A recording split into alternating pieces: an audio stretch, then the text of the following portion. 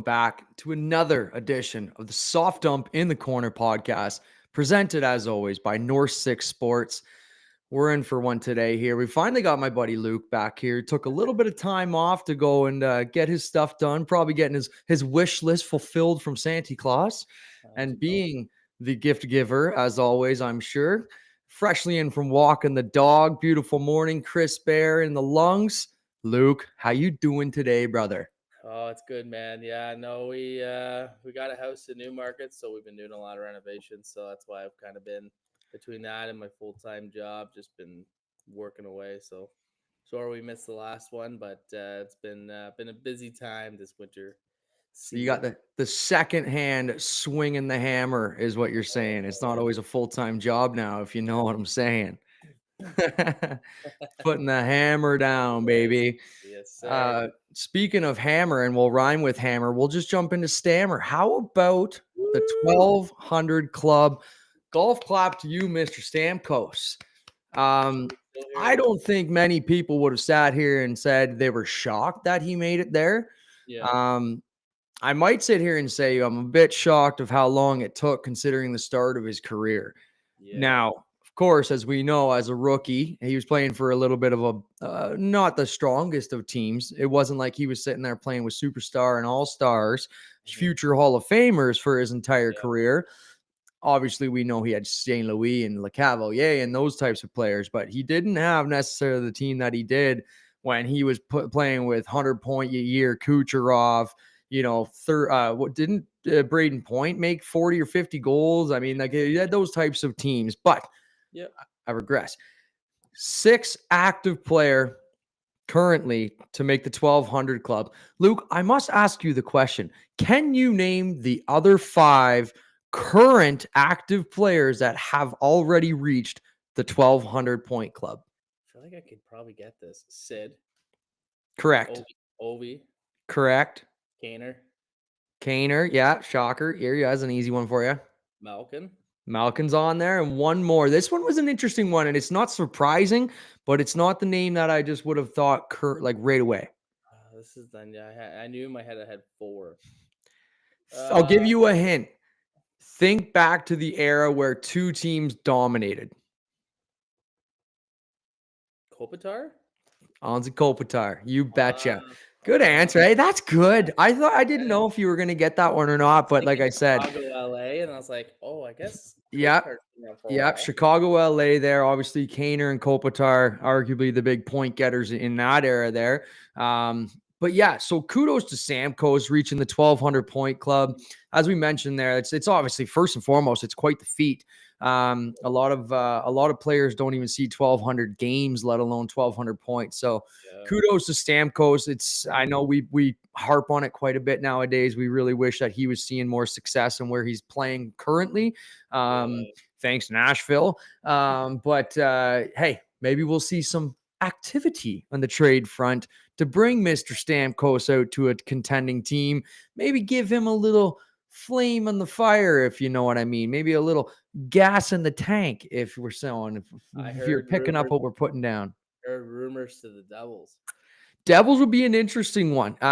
with Palat. Him and Palat are tight, so that'd be Yeah, interesting. yeah, that's true. Palat would have been on the cup. Did he win two cups with Tampa, Palat? Pretty sure he did. Yeah, Yeah, at least one. As we know, at least one. That was an unfortunate departure on his end there, largely in due to the fact that they just couldn't afford him. yeah, Which of course, when you've got the likes of, like I said, Stammer, Vasi, Kucherov, Point, like it's tough to mhm, be able to pay for that, right? So, yep. um, yeah, it's a good connection there. Absolutely. Touch base as well too on the 1200 club. Not the points, but we do have two players that have reached the 1200 games played mark. They both did it to, I believe, actually both of them were on Thursday of last week. They played it in the same night. So congratulations goes out to Jamie Benn and David Perron. David Perron, Oilers Wow. legend, Yeah, career high 33, I believe, that year with the Oil, the one and only season he played there. yeah, baby. Would take it back right now, score a couple goals there. But shout out Yeah, Jamie Benn, shout out David Perron, 1,200 games played in that's their career. An very good. incredible feat. Incredible feat. Solid. Um, Moving on to a fellow star, some unfortunate news. it's in the tough. trade front.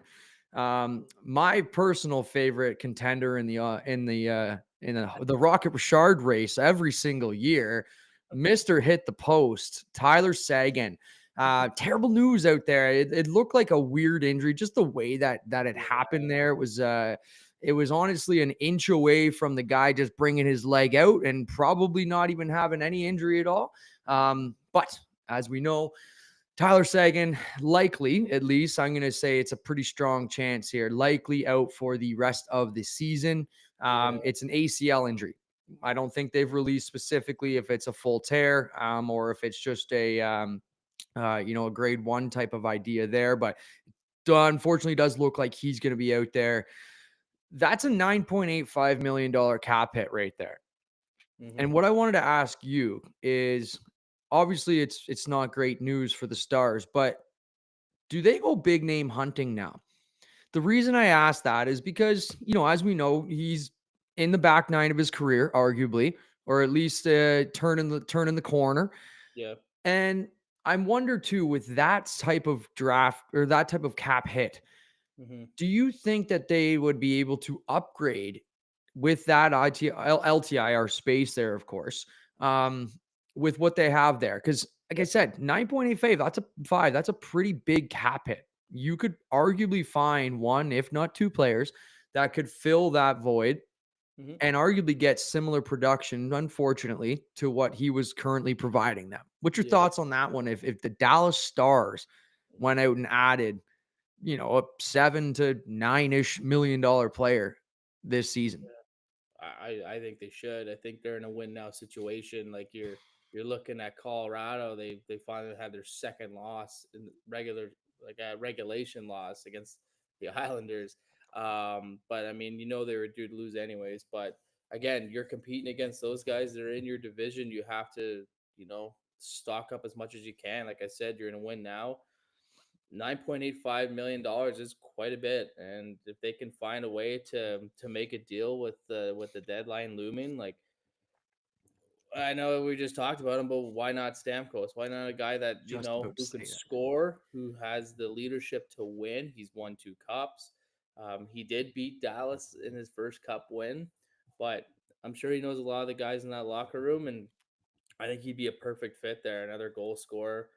They're very top heavy, but might as well add it on because again, their window is only so big, and I think this could be a good run for them to do it all. And I would love to see Jamie Benn hoist the cup. I think that'd be fantastic for him. And I always remember, like, yeah, for me when Tampa won, it was obviously a great feeling. But I remember watching videos afterwards. Jamie Benn was in that locker room by himself for hours on hours, being like, I got to this moment. Am I ever going to get back? So a guy that deserves it. I think that'd be awesome if they could find a way. Love that connection. To be honest, it's perfect to be Yeah, truthful about that one too. Because you look at a lot of their big guys, there are a lot of lefties in that lineup, right? yeah, Hintz is yep, a lefty, Robertson's a lefty, Ben's a lefty, Johnson, as we know, is a righty. Sam Steele, who's had a really good start to the season, is a righty. They're pretty lefty dominant, but to get Stammer in there is pretty damn well balanced. Of course, how did I forget Rantanen? That's a pretty damn well Oof. balanced lineup. I mean, you look at the yeah, you look at even the power play of what he could add if you add another element to the other side, especially with the way Heiskanen moves and moves the puck as a Jeez. whole. I mean, Yeah, that's dangerous to think about, right? yeah, yep, As we know, though, with every given hockey trade, there has to be two sides to the deal. This isn't a free agency signing. And yeah. unfortunately, he does come with a pretty heavy cap hit, Mhm. something that I don't believe Dallas would necessarily want to take on the full cap of that or full bearing Yeah. of that cap. But having said that, they also too gave up quite a bit of draft capital to acquire Rantanen. I Mhm. believe that was two first rounders that ended up going back the other way, Yeah. or at least to the two split teams. I think I can't remember exactly, but I want to say one went to the Hurricanes and one went to Chicago. Am I correct on that with that three-way deal? You mind looking I that up to see think exactly how that played out? I Because I know think that was the one that basically Chicago ended up trading Rant inside of the deal, and then the Hurricanes also acquired Taylor Hall from that deal too. There were, I believe, two first rounders that Dallas sent off for that draft capital. So, having said that, do you think that, with having limited first round options for draft capital, do you think that you could get by with Nashville eating the majority of the cap hit with just second rounders plus either picks, excuse me, either prospects, or is there someone that would have to, come off of that roster? That's, I guess, Mhm. the biggest thing that you would have to consider there if you're Dallas going big name hunting here with Sagan out. Do you got that trade up? So Carolina received Dallas's 2026 first Yep. and 2028 first, So and then so two-thirds, but nothing on like no first to Chicago.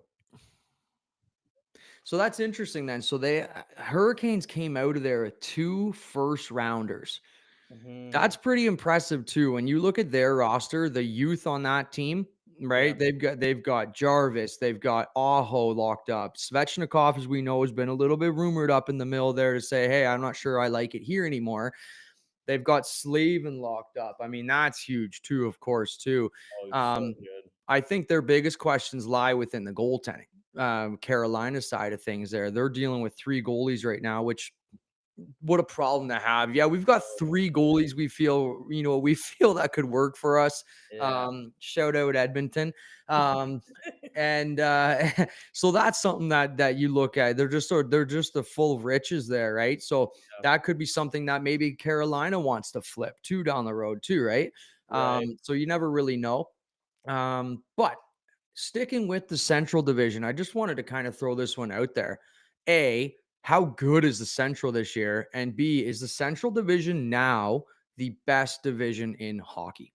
You currently have, and I read from the league top standings, three of the top five teams in the league are currently in the Central Division. Colorado, as we pointed out, dummying teams. They have two regulation losses, eight total losses in 27 games. How are you? Dallas sits in number two in the standings there, only 10 losses combined through 29 games. So even almost actually a better point per game pace. And then Minnesota in fifth there, only 13 combined losses in 28 games. I mean, that's stacked to say the least. Yeah. Which Looking which is really crazy to even think about. What's your take on that one there? Are they the best division in hockey? Oh, no doubt. No doubt they are right now. And what I just look at the standing, which I find so fascinating, and I'd be so pissed as a Minnesota Wild fan. Imagine being 15, 8, and 5 and being almost 10 points back from first in their division. Yeah, They're nine nine nine points points back. behind Colorado, and they're 15, 8, and 5. And And Colorado has a game in hand. a game in hand too. Yeah, I was just about to say that. Yeah, wow, that's a good call out too. Yeah. And also too, don't even forget, well, Winnipeg is in that division also. Yeah. Winnipeg is 22nd in the league overall standings right now. And Yeah. Winnipeg only sits, let me just double check, 1 point out of the second wild card position. Yep. Yeah, Chicago's got them Like by 1. that is ridiculous. I mean, mind you, Winnipeg's had a little bit of a slide here. I think the last episode you and I were chatting about, Yeah. they were about 9-5-1 or something like that. So I mean, they're Mhm. only about, I think they're maybe, well, in their last 10, they're 4-5-1. So they've been really battling. We can't help but ask the question, is Hellebuck really, the difference maker? Like, obviously, we know he's good. He's great. He's Mm. one of the best goalies in the whole league, right? But that's quite alarming to me for a Yeah. team to go basically wild card to winning the Presidents last year, back down to basically wild card. Mhm. Are they really as good as we thought they were? Yeah. You They've know, taken a huge drop with Hallie out of the lineup. Obviously, that speaks words about how he won MVP last year. I think they lost 6 or last 7. But again, they still have their full offense. Like they should be, they should be cooking. But yeah, it is should weird. be. They They've should only be. got Keyword should be. 83 goals, dude, in 27 games. All right. Like that's Yeah. not good enough when you've got the likes of Shifley, you've got the likes of Connor. I mean, Morrissey's still buzzing around back there too. They really only lost Ehlers, Yeah. right? So that's a wild one to me. I mean, you got what Gabe, did I say, 23 in Gabe Velarde too. You've got Isla Fallow. Like you're getting these. That trade now, that PLD trade looked pretty good for Winnipeg. Gabe Velarde and Iafallo, and I think Oh, yeah. Yeah, yeah, absolutely. That's a great play for them, to be honest with you. I agree. That one worked yeah, out pretty well for them because, I mean, as we know, PLD hasn't necessarily thrived since he's no, A, been in the league, or B, really gotten traded away from that as his well too. So, his controller's been dead for 2 years. yeah, yeah, currently charging. Yeah, his charger's not plugged into the wall is what that one is there, right? Yeah, Um, I just wanted to touch base on giving up goals against as well too. There yeah, are 3 teams in the league that have allowed 100 goals against so far this season: 100? St. Louis, Yeah, I see Edmonton, that. and Vancouver. St. Louis leads the league, not the category you want to be leading in here. Not good. They have, or sorry, excuse me, they have a Vancouver, excuse me, has the most goals against, 102 goals against in 28 games. Holy shit, that's That's a almost lot. I mean, just 4 quick points maths a here. I want to night. say you're about 2 or 3.5 goals against a game. 102 divided by 28, 3.64 goals against a game. That's not going to be winning too many hockey games, especially with the fact that they're having a battle right now scoring goals. If you're Jake DeBrusk, I was looking at this the other day. If you're Jake DeBrusk, how do you feel right now? You just got absolutely gooned on that deal for going over there when he had a chance to sign with basically any team in the league. And Yeah. they sold him on the fact that, hey, we've got JT Miller and Pedersen, and we've got Quinn Hughes, we've got Demko. Like, on paper, yeah, Mhm. makes really good sense. Yep. Boy, oh boy, I bet you he's not very happy or thrilled to be there. And you look at the way that Pedersen's responded this year. Mhm. You Oh, look at yeah. the way Quinn Hughes looks out there right now. That guy looks, I honestly, man, there's guys on my beer league team that look like they're trying harder than him out there some shifts. Did you see that shift the other night?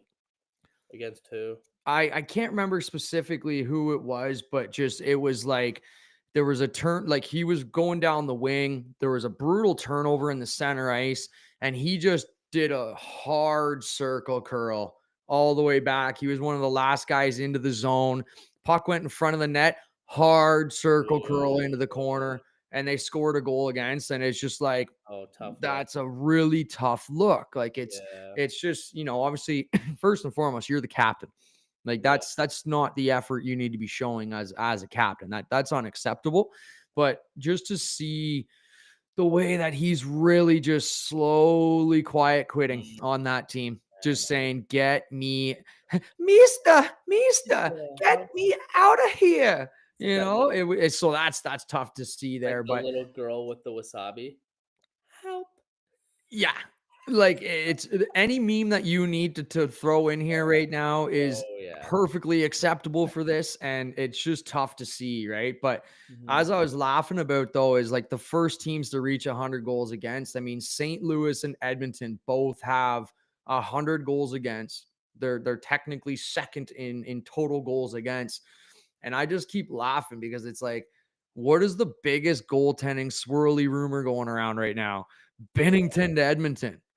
Yeah. What the fuck is that gonna do any different? Like, sweet, we go from suck to stink, and we get a guy that just chirps our coach and yells at everybody because he can't make a fucking save right now either. No. But all we hear, Bennington rises to the occasion. Bennington always does this when the big games are on, whatever. Okay, well, what big games are you playing when you're fucking golfing in June, buddy? You playing skins matches on the course or what? That ain't gonna do much for anybody there. So I just keep howling at that. Like the swirly birds are just coming around saying I'll Bennington to give him the Edmonton. It's like, Canada. I'll give him the Canada thing. Like he played all right in the Canada, like 4 of Nations. course, yes, and that's the thing too, right? Is how That do gives you you that how do you stink justify right. it? I know. Yeah, like it's and again, good point there. Like, yes, we have seen him, come into the league this rookie season, dominate as a goaltender, dominate the playoffs, beat a lot of teams they shouldn't have, Mhm. and we've seen him do it in World J. So it's like, yeah, hands up. I agree. Mhm. what are you doing for me to get there? You know That's what the I mean? problem. Like, I feel Yeah. like there were with Bennington, he's like those old Goosebump books where it's like Yeah. flip to page 60 if you want to continue your story. It's like you got to be able to 6 goals against. yeah, like you got to be able to read the middle of the book to get to the end of the book. All right. It is wild to me. But, anyways, moving on here, I wanted to talk about, speaking of Olympics, we'll kind of move over and kind of chat quickly on that one here. I would I love to wanted to just kind of discuss. ask a couple questions here. Like, it seems like the play hasn't been great this year, as we know. It seems like there's a lot of ebbs and flows in the way that teams are performing, Mhm, specifically cup contenders.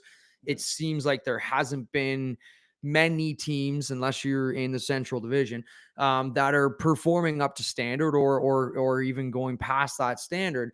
And I guess the question is like, is the condensed Olympic schedule a detriment to the NHL product? Right? So, like, to say that differently, we know teams aren't practicing nearly as much, mhm. right? We know that they've got to have certain days off in the week. I'm pretty sure you're not allowed to practice on Sundays. I don't know the specific reasoning around that specific date, It's God's God's day, day.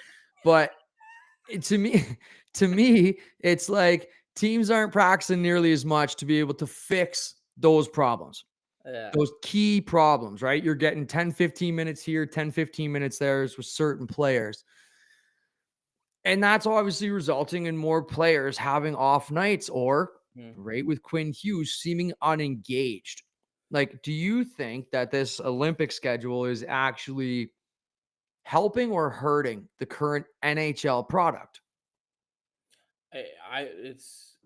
As much as I think we all would like to see the guys play in the red and white or wherever country you're from. It's yes, it's great to see it, but it comes with obviously issues with like you said, like there's so many games you find, a lot of back to backs. They're just like you said, they're just trying to fit it all in so we can get that 82 game season and making sure that the guys are starting on time for playoffs because we already know that playoffs in June, I think, is a little late. I think they could probably find ways to cut that down because I don't know. By the time we get to June, like it just almost like it drags on, and obviously, unless your team's in it, but even if it finished in May, gave the guys a bit of a break and cut down on the preseason September, I think that would be ideal. But yes, it is. I feel like a lot of guys are tired, and it seems like some guys are giving up on plays. But at the end of the day, like when we first started the year, I thought everyone was just like you know moving, kick, like going crazy. Like there's so many guys I think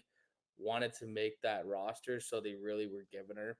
And a lot of players are like, stepping up offensively, but it's starting to come back and bite them in the ass, I think. And a lot of guys are looking quiet out there, and um, it is what it is. I think that's just going to come with the fact that they're just trying to condense, trying to get everything done and ready to go.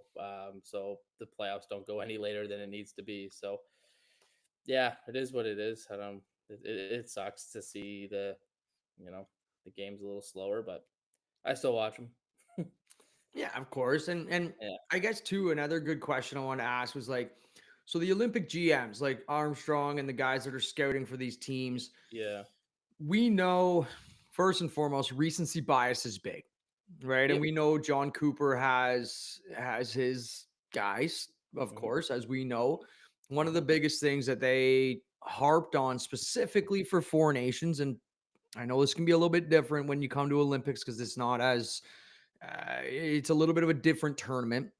It's hmm. a little bit longer. You don't have what I think the Four Nations was what 4 or 5 games, right? Something like that, like at 4 or 5 most. games. I think it was like a 2 week period. I think. Yeah, Yeah, so a little bit more condensed in that sense as well too. But the big thing, or one of the key things, I vividly remember John Cooper coming out and saying is like, "Have you won?" is a big factor for them, right? To hmm, say it differently, hmm, what have you done in your career that can prove to me you're a winner? Did you win in junior? Did you win World Juniors? Have you won a Stanley Cup? That hmm. was one of the big things that I vividly remember them using as, I guess, requirements for making that team, right? Mhm. So the question I ask you is, do you think that the GMs are going to go more recency bias, or are they using their gut instinct to say these guys need to be on this roster, even though they haven't been doing what we thought they should be or expectations should be of these players. Mhm. Looking at you, Zach Hyman, looking at you, Brandon Hagel, right? Even guys like Sorelli, Mhm. right? Like as we know, Tampa started slow, but Mhm. as we know now, Tampa's going. Yeah, they're I cooking. guess the like one guy in particular. I know you're gonna laugh when I say this, but what? How about a guy like Morgan Geeky making this roster? No, He's leading the league in goals. I He's don't. le- Morgan Geeky, if I recall correctly, I double checked the facts on this one. Scored the most goals in the NHL in the entire calendar year of 2025. A guy like that is someone you'd want on your roster. Why is he not being considered for it? Mhm. I think I have, maybe I'm completely fucking wrong here because, again, I don't watch as much Boston as I should. I'm just being a jackass bringing this one up here. But you get a guy like that who has the shot, he's got a rip of a shot. Mhm. But when I watch a lot of these highlights and I'm seeing him score goal after goal after goal, where is he scoring from? A lot of the time, it's in the dirty areas. Mhm. Coaches love that. New JVR. The one other thing that I really like about Morgan Geeky, he has the ability to score the goals that a lot of guys can't. So, Mhm. what I mean by that, there's 5 guys in front of the net. Puck comes in from the blue line, puck's just sitting there. Who's the first guy to get a stick on that puck? Morgan Geeky. Mhm.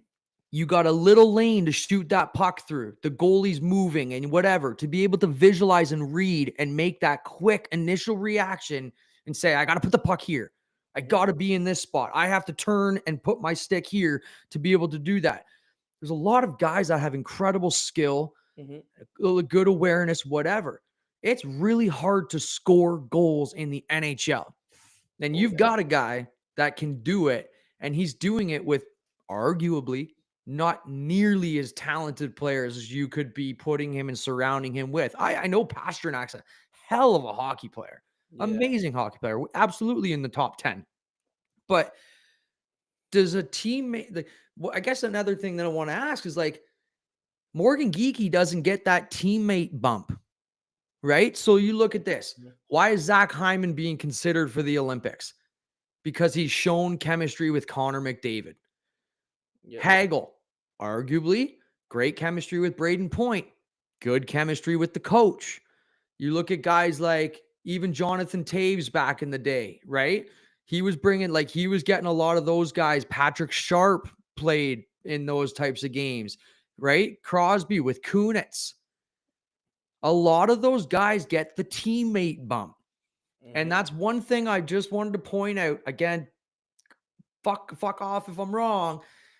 But Morgan Geeky, in my opinion, should deserve a look at this roster. If you're able to do those types of things, will he be there? I don't think so. No. Right? I don't think he necessarily will be. But I just wanted to point out those are some of the things that do tend to tick me off. Is with these types of tournaments, I feel sometimes we can look at, and it really goes back to World Juniors, to be very, very honest with you. It, Hockey Canada tends to go with the gut instinct than they do with the recency bias. And I Mhm. think lately in particular, because there is such a greater pool of players to choose from that truthfully could play, I think the gut instinct versus recency bias debate Mhm. is such a fine line. And there's a lot of guys that I think aren't truly getting the recognition that they deserve. So Yep. I just wanted to point out Morgan Geeky, good Canadian lad, scoring goals left, right, and center. And I just wanted to say I think he deserves a decent look, because when you get to those types of situations where you need goals, you Yeah. got to be able to rely on certain players. And I think he's one of those guys that can put the puck in the back of the net. So I don't know. What's your take on that? It's a bit of a rant, but Yeah. like, are Yeah. we? are they looking in the right space? Okay, I'm not the guy choosing the team, as we know, but do you think what I'm saying is asinine, or is it something that comes with a little bit of, we just can't do that because it bad. It looks bad. It looks bad. You know what I mean? Yeah, no, you're not. No, you're not crazy. Like honestly, like when you have a guy who's leading the league in goals and he's still doing it, and we're at December 6th. It's not like he had a hot start for the first 5 games leading the league. Just We're now. super quick to interrupt. I will say McKinnon did score, I think, last night or the night before, so he Oh, so he's technically leading. has the lead. Oh, But Geeky is second. 21 rips in 29 games. Sorry to interrupt. Keep no, going. you're good. You're good. Anyways, um, he definitely I think gets a look at the team at Team Canada, but I think the biggest question for me, and I've been thinking about this for a while, because like, let's be honest, like the boys being back at the Olympics, like we should all get together for it, because like it is probably one of my favorite hockey moments, because it's just like a nation together and we could all cheer for the same team, because four of us go into a room together, we're all cheering for fucking four different NHL squads, so it's funny. Anyways, if the question is, if Canada lost the Four Nations tournament to the States, I think there may be a little more readjusting on who's going to be in that roster. Not saying they're taking the exact same roster they did from Four Nations and they're going to plop that into the Olympics. I think the recency bias, I think there's a few exceptions, and I think we kind of know where that's heading with those two young guys in Celebrini and Bedard. But again, I don't think they want to kind of change up the team too much, because you want to keep that same chemistry.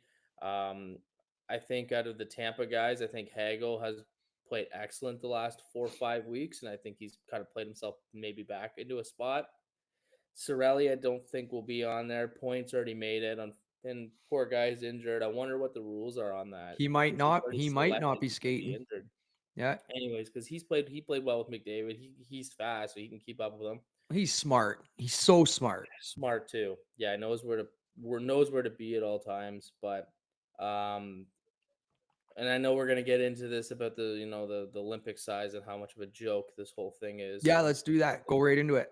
And like it's unbelievable that we're sitting here on December 6th of 2025. The Olympics are in like less than 2 months.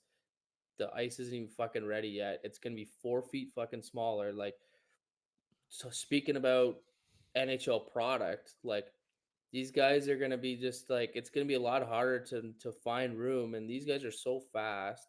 Like it's just gonna be like real quick. Like you're gonna have to think on the top of your head, like right away, or like you bring in someone like Tom Wilson, like he might fucking kill someone out there. Like guys are thinking they have more room than they do, and all of a sudden, boom, there goes Tom. If he's on that team, I was listening to Spin Chicklets, and they said Yandel's like, if Tom Wilson makes that team, like I'm putting money on him not finishing the tournament, because he's probably gonna fucking kill someone out there. It's probably true. He might.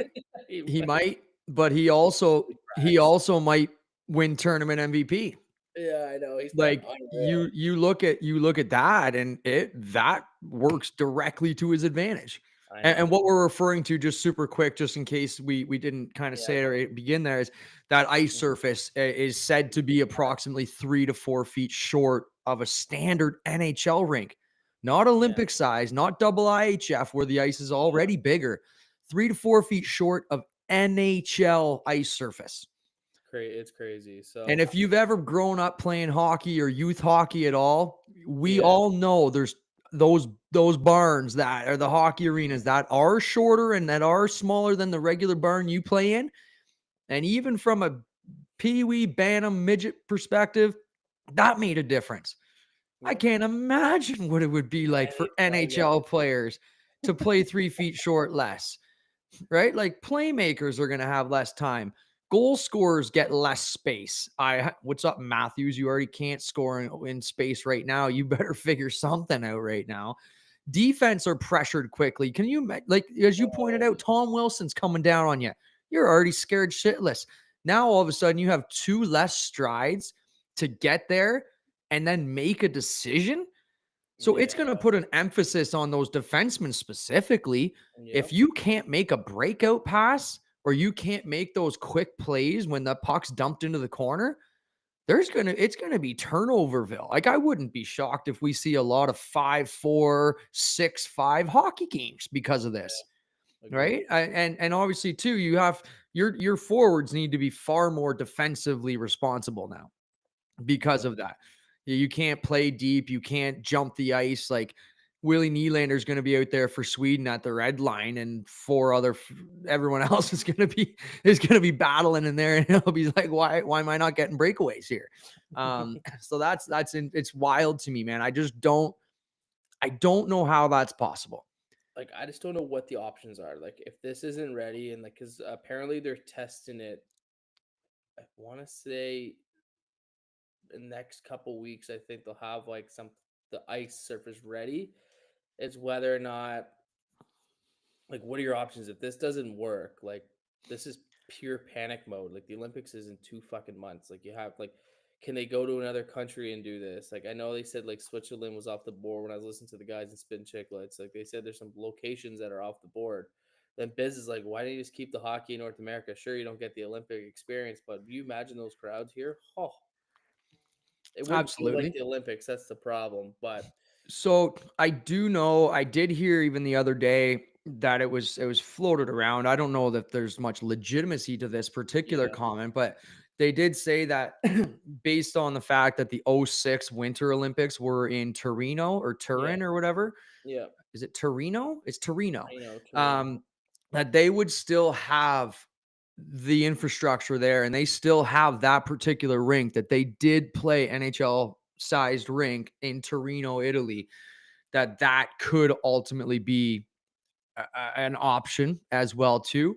Yeah, I don't know what the legitimacy to that is, but I do know that is a rink that is certainly within distance to this one here that could be an option. But to me, man, I just don't understand it. It really doesn't make much sense. They've known that it's going to be there for what 10 years yeah. to do that. Like, are they really just worried about that extra seat to the glass? Is that really what it is? Does it come down to money? Does it come down to size? I don't know, I but don't it's know just either. baffling, Yeah, it's crazy. baffling to Hopefully we me. can figure that out because we've been waiting for this for a while. So like, let's get this right. You know. Absolutely, man. You have to, Yeah. right? Because you don't want another incident where guys get injured or anything like that too. You want there to be good hockey and good product on the ice, but Hmm. we can't have injuries either. Like that's tough, right? Um, why don't we jump into just kind of move on to the final one here? Just obviously talk Leafs. Hmm. I think this is always a good one for both of us, just because we kind of come in from a little bit of an unbiased side of view here, but Hmm. just kind of bring the heat right off the bat here. Like some of the keynotes I had here, just watching that team right now. Now, mind you, in the past 3 or 4 games, I will admit they've played a little bit better since we've last chatted here. Um, but to me, and I don't know what your take is on this one, Matthews just isn't himself.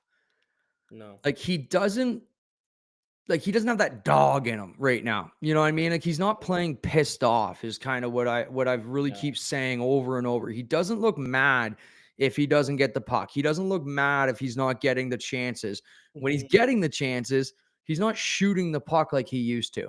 Right. He used to just get the puck on his stick and rip it. Oh And yeah. who else would you want shooting the puck on your team if you're the Leafs than Matthews? Like that you Hmm. want him shooting as much as you possibly can. So I don't know if it's a mindset thing. I don't know if it's a coaching thing. I don't know if it's a physical ailment. I would argue that the last one is absolutely playing a factor. I think he is still very much hurt. And I don't think they want to shut him down. There is something wrong, and it is not a small injury.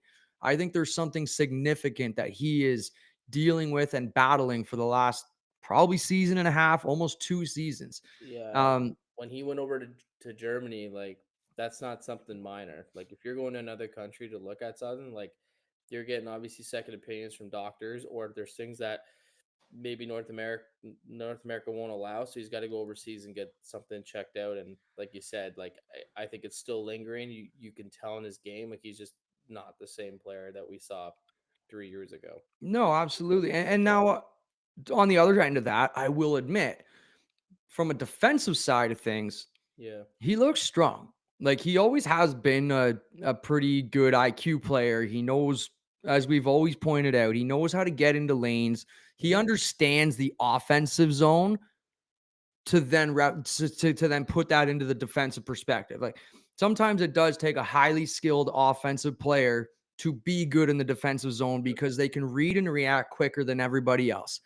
Looking at you, Mitch Marner, we know the effects that the loss of Marner on the defensive side of things, specifically PK, specifically getting the puck, stolen and removed, sticks in lanes.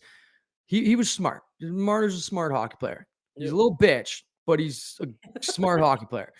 And it doesn't seem like there's enough defensively responsible forwards on the Leafs roster right now. Yeah. It doesn't seem like if Matthews isn't the best defensive forward out there, like who is it? You know what I mean? Like other than looking at the back end, like Ekman Larson's been playing really strong defensively lately. Yeah. You look at some of the play at even Morgan Riley's played extremely solid this year Yeah, so me too, yeah. far. But it doesn't stand out to me. Like even the additions of Joshua, of Nick Waugh, of you name it. Michelli's been terrible for the Leafs. Yeah. Um, Hands up, accountable on that one. I said that they were going to love him. He can't even get in the roster right now. He's getting healthy at every other game, it seems. Mhm. So it's just to me, I don't know if it's a coaching thing, if Berube's demanding more on the defensive end from Matthews in particular, or if it's just the way that they want to try and play. Again, Mhm. I harp on it. You want this in the regular season to be your style of play, to be that indicator that yes, that's going to follow suit into playoffs. But you just wonder if that's not necessarily what you ask and need of Matthews, because you need him scoring goals, sure. But I'm looking at him laying his body on the line with some of these shot blocks lately, and I can't help but wonder, like, if you're 2 inches the wrong way, if your skate is tilted 30 degrees the other way, or you're in a drive-by in front of the net and a puck hits you or whatever, like, can the Leafs afford to lose Matthews right now for longer? Like, you saw what happened when he was out for the couple games. They had a very difficult time. Mind you, there was multiple injuries. Nyes was out, Yeah. Tanev's out. Like, understand that. But if Matthews were to say, "Hey, I need to wrap this season up and to get surgery that I need," or like I said, something happens where he's out for Mhm. months, Yeah. that's tough for them. Because don't forget, they don't have a first rounder this year unless it's in the top 5. Yeah. Because that pick's going to Boston. So if the Leafs miss the playoffs, and I pointed out the most Leaf thing that could possibly happen, Leafs miss the playoffs by like 1 point on the last game of the year, and then Boston lands the 6th overall pick, not in the top 5, but they land like the 6th pick. The Leafs jump up like 7, 8 spots to 6 or something. Mm. That'd be the most Leaf thing ever. So Yeah. I just kind of laugh at that. But like I said, the injuries have taken a toll on the back end. That doesn't help. You lose guys like Tanev. That's a huge, huge loss there. Yeah. Um, Another one too is Joseph Wall. He's out now. so that's what I was just about to Too. say again, Yeah. too. So now they're basically their Marley's goaltenders here with Hildeby He's the beast. and AA. I can't remember. They keep saying AA. I think it's just a weird last name to pronounce, but Yeah. they got 2 AHL goalies here playing in the next probably couple of weeks by the looks of it. Because Yep. typically with a groin injury, that's especially for a goalie, that is not good. Not good at Oh, all. But to just kind of go off as well, too. So the Leafs have played 15 of their first 27 games at home. And they actually even have another homestand coming up. 8 of their 14 games of December are at home. You do that math, man, like you're yeah. literally 23 of like 30 something games have already been played at home. Yeah. You're playing like 20 out of your final 50 games at home. They're on the road for so much to end the season, and Yeah. they're in the position that they are right now. They're Yeah. 4 points out. I get that. But when you look at them, I think there's 5 or 6 teams ahead of them now. It feels like every game you need to almost get a point to make up a half of a point in the Yeah. standings. because everybody's still playing games too. It's not like the Leafs are the only ones playing games.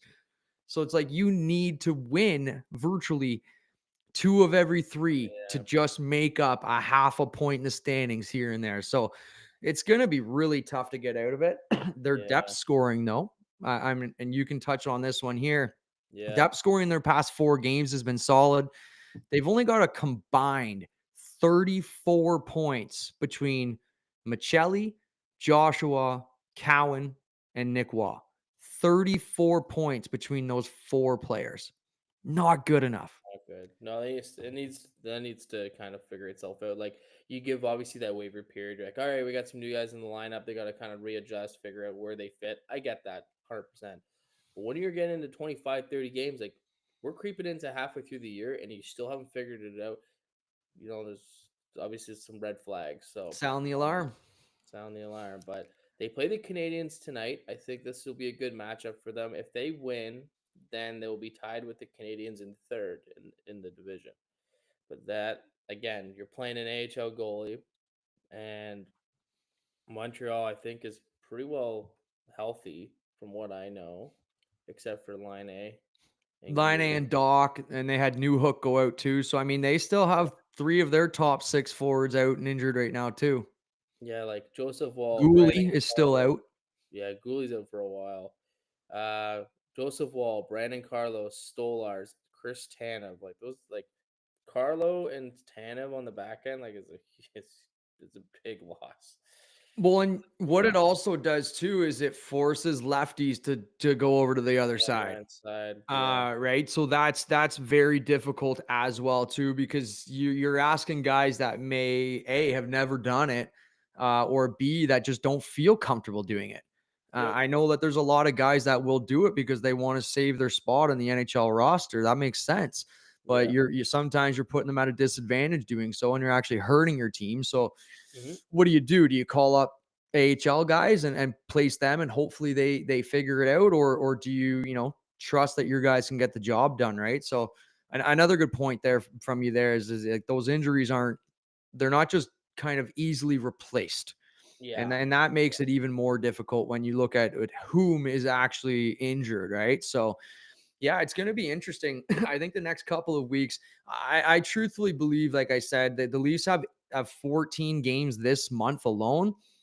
A lot of teams have a lot of games this month, but 14 games this month, you got to think the Leafs need to win what, 8, 9 of those? at least. They got to be 8-6, they got to be 9-5, like something like that to Hmm. just get a little bit of confidence back, right? So to me that's going to be really important for them to have a really strong end of this month going into the Yeah, Christmas break, because you're right back in the saddle when it comes to Olympic play early, into the season, into the new year, right? So like um, yeah, listen, interesting one there, specifically talking Leafs. But why don't we wrap that side of things up here? You well, got one I more have thing?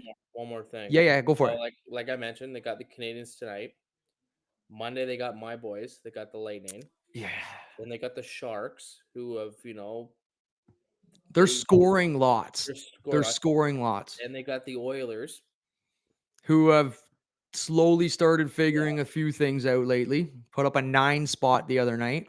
And then you got the Hawks, then the Caps, then the Stars, then Penguins. Like they I mean, you look at some of those games, some of them are Yeah. winnable. They'll Yeah. probably beat the Sharks. They'll probably beat the Oilers because they always do. They Um, probably will beat the Lightning. Like fucking they can't Yeah, score. I don't know. That's one of those ones where you look at the way the Lightning's playing. Like at least the Lightning have a reliable goaltender that you can win a game every single night with Vasi. But I mean, you look at those. You named what was it, 5, 6 games? Like Yeah. we said, 2 of those are probable winners. Maybe Yep. 3 if you add the Blackhawks there too. So Yep. 3 of that. That's only 500 hockey. You're I not know. winning any points back when you I look at know. those, right? Not to mention, you said it was Tampa to who's in their division as Yep. well. Yep. And then they got a lot of Western swing. Well, we said Dallas, they're a workhorse team right now. They're a wagon right It's all now. home. They're home until the 18th against the Caps. So they have Yeah, that like that Caps, game against Caps and Stars are both in the top 5 if I recall them. correctly right now. So no, no real easy games ahead of those teams. I mean, the Oilers, like I said, it shouldn't be an easy game. You got to think McDavid is going to rise to that one. Yeah, Um, McDavid and all the GTA boys on the Oilers, they don't like losing to the Leafs. They're due to win a game again. I feel the Leafs are probably 4 or 5 out of the last 6 or 7 against the Oilers. The Leafs typically beat the Oilers, so hmm I wouldn't be surprised if that one game from the Oilers comes into play here as well. And McDavid has another highlight reel goal because if you look at his top 10 goals, he's scored about 3 of them against the Leafs. yeah, So yeah. um, that night, man, yeah, you're right. This could be a very make or break month for that hockey team. And as you pointed out, with Wall going out now too, it is like Hard. it's a deflate, right? It's Tom Brady deflate gate right there for the Leafs because just when you're starting to climb that hill, somebody takes a rock out and they slide back down, and Mhm. that could be one of the last ones you need for Yeah. that team to really pop the balloon. So, um, anything else on the Leafs in particular? Uh, no, I think we can move on from the Leafers. All right. So, So let's do a little quick one to finish this here. Let's yeah. play a little quick game before we wrap it up of most likely to. I'm Okay. going to ask you 4 quick questions Yeah. on who is most likely to, and I just need you to give me an answer. The first two, I want one from both the East and the West, and the last two is just player. So let's just do this here. So, most likely to miss the playoffs playing poorly down the stretch. Who do you have from the East? Who do you have in the West? I'll go first to give you some time. Yeah. Currently, right now, the Pittsburgh Penguins, in my opinion, are playing well over their expectation. Yeah. Sid and Malkin are turning back the clock, which is fantastic to see. Yeah. But they've Let's got a see. lot of rookies producing in the lineup right now. Again, great to see. Correct me if I'm wrong. I mean, as a Penguins fan, you couldn't ask for any more. Yeah. You're literally their tank is on empty right now, and they're driving on their last 20K like of that team because you can't be expecting too many more cup runs from Gino, Malkin, and Letang, or Gino, Crosby, and Letang. I mean, they've already given you 3 cups and about 7 good cup runs. As a hockey fan, you take that. So I got the Penguins to miss the playoffs, playing a little bit poorly down the stretch, and this might come as a shocker. I got the Anaheim Ducks missing the playoffs. Damn. I think just right now that everything is going for them. They're Yeah. scoring a ridiculous amount of goals a game. They're Yeah. getting good goaltending. I know Dostal just went on the IR recently. I don't know how long he's out for. I just got a feeling like that could be one of those teams that just got hot at the wrong time. They got hot to start. And I think they're just going to kind of start coming down because you look at some of those teams that they're in the standings against there. I mean, Edmonton, you got to think is going to figure it out. Winnipeg is likely to take another step. Utah, in my opinion, is kind of that flutter. And I think Chicago's taken a step forward as well, too, in the West. So there's hmm 3 or 4 teams that are battling. The Yeah. one thing that they have in their favor is a little bit of a cushion on points. They got 35 points. The second wild card is 5 points back at 30. So they do have a little bit of wiggle room to have a Yep. bit of a losing streak. They haven't had many losing streaks this year at all. So those are my 2 teams that'll miss the playoffs playing poorly down the stretch, the Penguins and the Ducks. Who do you got? For the East, I got the Boston Bruins. I think they're still sitting in a playoff spot right now. They're second in the Atlantic. Again, that roster is not very deep. Like you look at that first line. Yeah, Geeky's playing well. Like, is Geeky even going to keep that up? Leading the team in points, baby. And then you got Pasta, who's Pasta, but McAvoy, he's still injured. Poor guy. He was saying that he had to crush up like full out solid foods. He still can't even eat a solid food. Like, that poor guy is just going through it. Having him lost on the back end is a huge hole in the lineup. Uh, Lindholm stepped up this year yeah, again. Lindholm's played well, but Yeah. I just can't see the team like keeping that up. So Bruins out of They the got a East. goalie too, though. Swayman's looking back to form lately. Yeah. And who In you the got in the West? West is an interesting one. The Ducks is a good one because we haven't seen the Ducks in the playoffs for a while. But like, I still think, and there's still time. I still think Chicago's gonna slip out and fall down the tracks. Like, Bedard's playing great hockey. Don't get me wrong, but again, not a deep team, and they still need time to kind of figure out where they are and solidify who they are as a team. So yeah, I expect the second half of the game of them just kind of slipping down until they start developing. Okay. Now flip it. Who's going to make the playoffs with a good run after the Olympic break? Again, I'll take the realm here. Go ahead. I got my boys, the Oilers. I feel like they're starting to play a little bit better hockey. It seems like they're having a lot of win loss, win loss, win loss.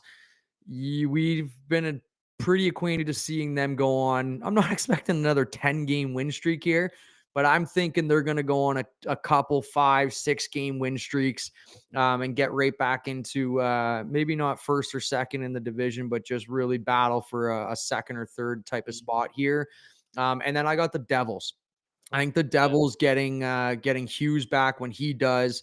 I think they're going to really start turning around. Their offense is clicking. They had some really bad injuries. Dougie Hamilton on the back end early. Markstrom's been injured. They've had a weird season where they can't roster a full lineup of their yeah. best guys. So I think the Devils are my team that'll make a playoff run. For me, hold on. Out of the East, I think it's going to be the Panthers. It makes me want to vomit thinking about it, but I think once they get their players back and Kachuk and Barkov, they're going to make a run.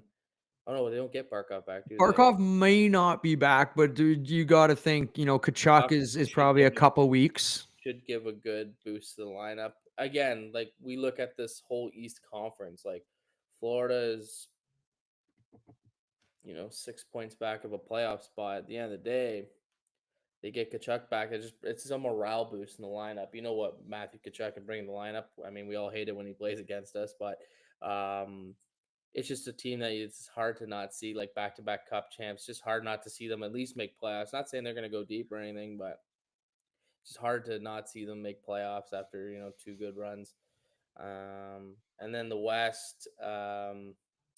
I've got the Jets. I know we kind of like harped on them earlier, and I think once they get Hellebuck back again, they're just outside of a playoff spot. Once the guys start cooking, I think um, the former Presidents Cup winners will be back in the playoffs.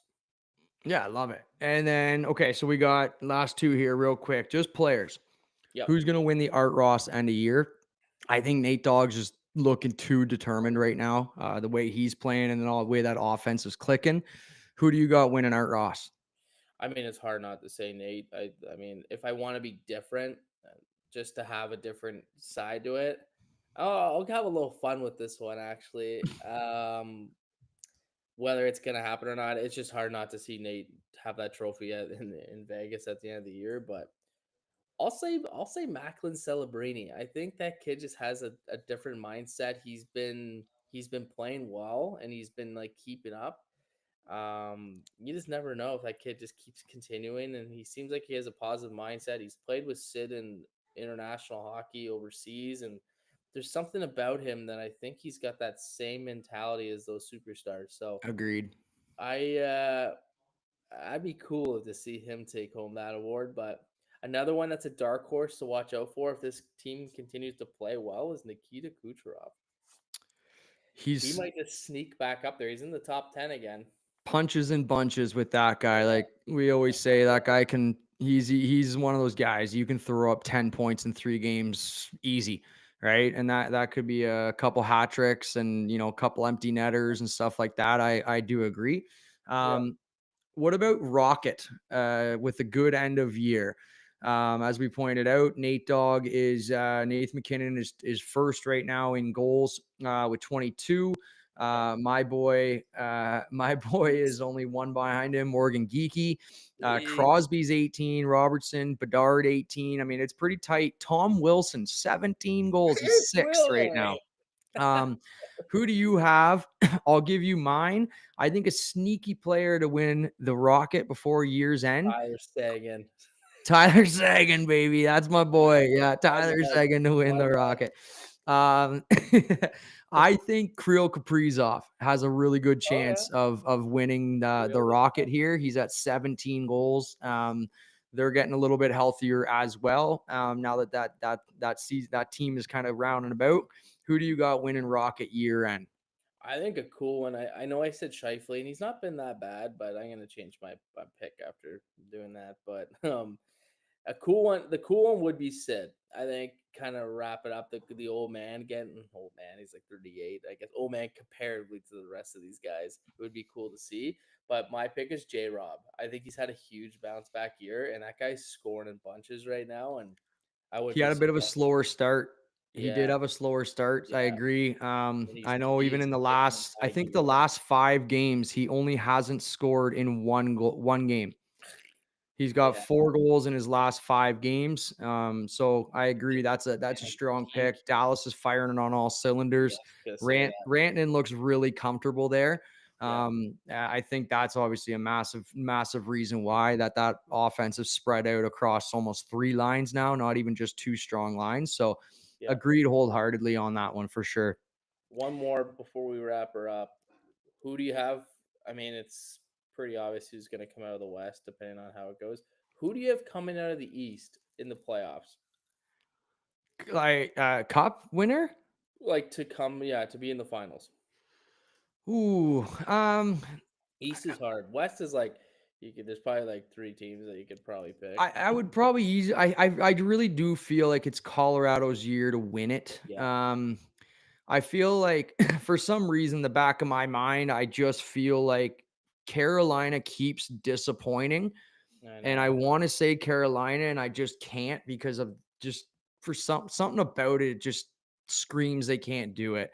I honestly do think that Tampa has a good chance. I could Yeah, see it being Tampa, Colorado, it does. especially the way with the way that their offense is clicking. I think like the way that Vasi's playing again, Mhm. you know he's reliable. And I know Hedman's injured right now, but you look at guys like Darren Radish that are stepping up. You look at the way that the depth of Tampa Bay itself Mhm. is really kicking into gear.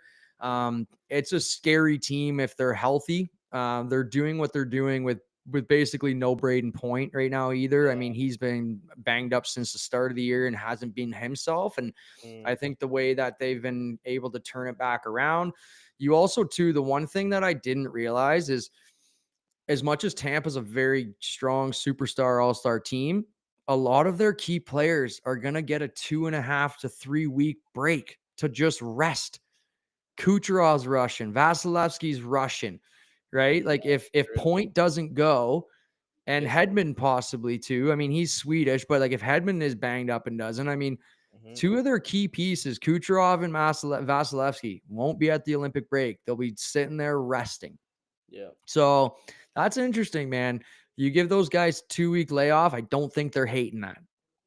I No. really don't. So that's my guess. I think Tampa finds a way to squeeze back in, and what a cup final that would be, right? Tampa versus Yeah. Colorado. That's a lot of Rematch. star power. Rematch from 3 years ago. 4 years ago. Sorry. It was a rematch from like 3, 4 years Yes, ago. you're Yeah. correct. When Colorado won their first one after sweeping the Oilers in the conference finals, but yeah. So anything else you want to touch up on for today? No, that's it, buddy. We'll wrap No, it I up. think we're good here. I know Yeah. we were hoping to get that Olympic roster, and I think we're just gonna try and squeeze that one in closer to time that they announce. There's a lot of players right now that are looking either injured or off or whatever, and I think we'll squeeze that one through. So, thank you again, everybody, for listening to this Oh, episode number 50, the big one we got there. And yeah. as always, presented by North Six Sports. Please smash that like, smash the subscribe button. Shoot us any of the questions that you have for us. We always appreciate those. And thank you for the uptick in viewing, too. We've noticed those as well. Beauty. Until next time.